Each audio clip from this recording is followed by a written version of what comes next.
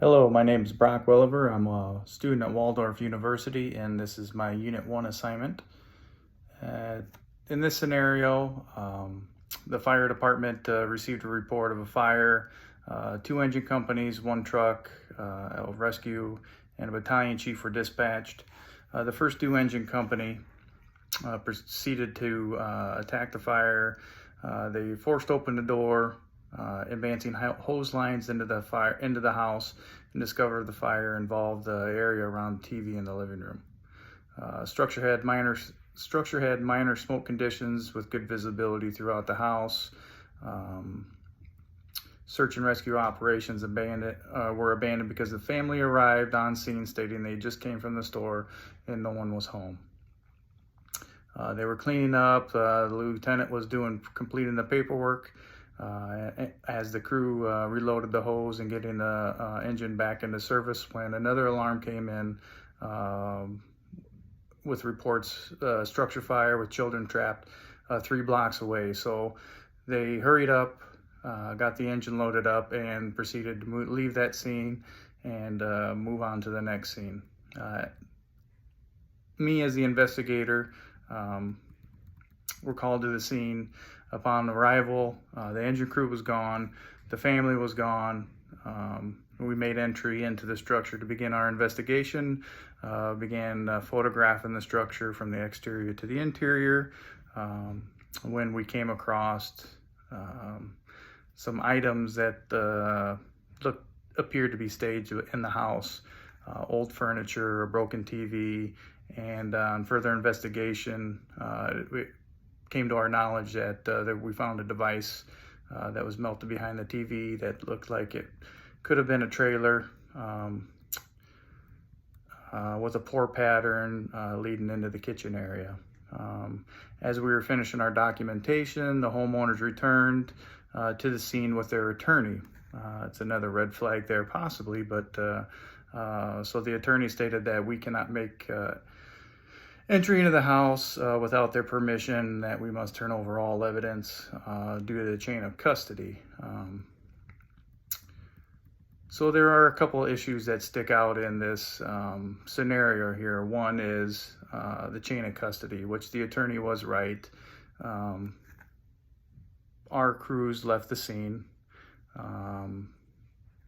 There may be some question whether or not we turn the scene back over to the homeowners or not, but at a very minimum, our crew should have remained on scene, kept the homeowners out, or called local police department and had them secure the scene until investigators could arrive.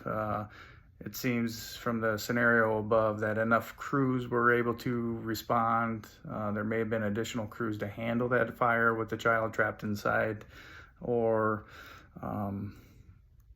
maybe they could have just left one person there. I don't know what their staffing levels were at that time, but the scene should have been secured until investigators showed up.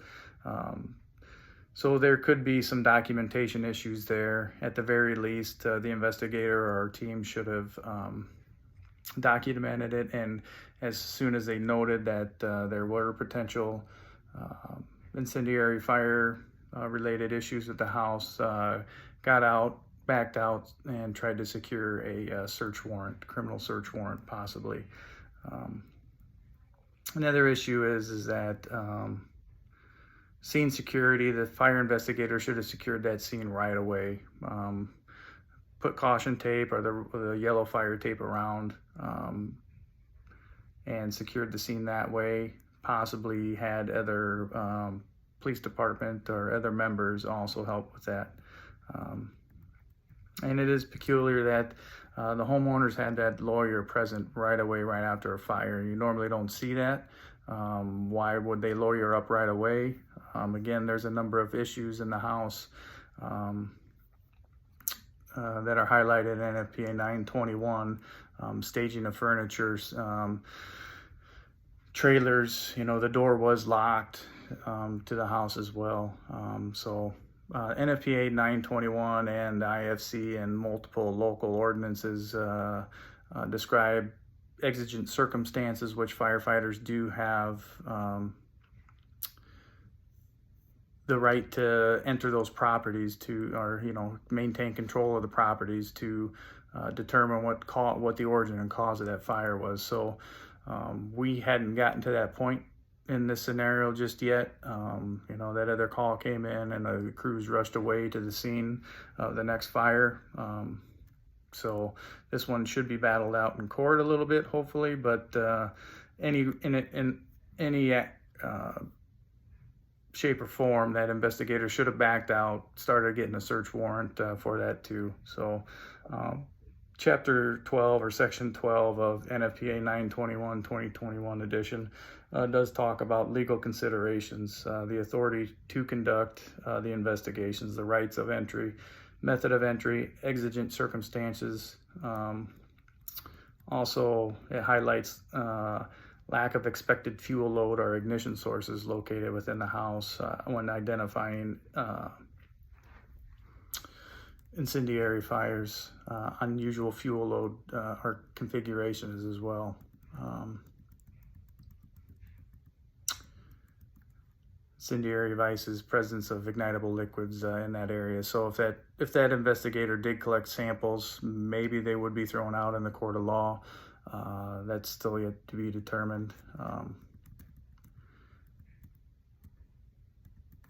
I believe NFPA 921 also does talk about Michigan versus Tyler, which is a court case that does deal with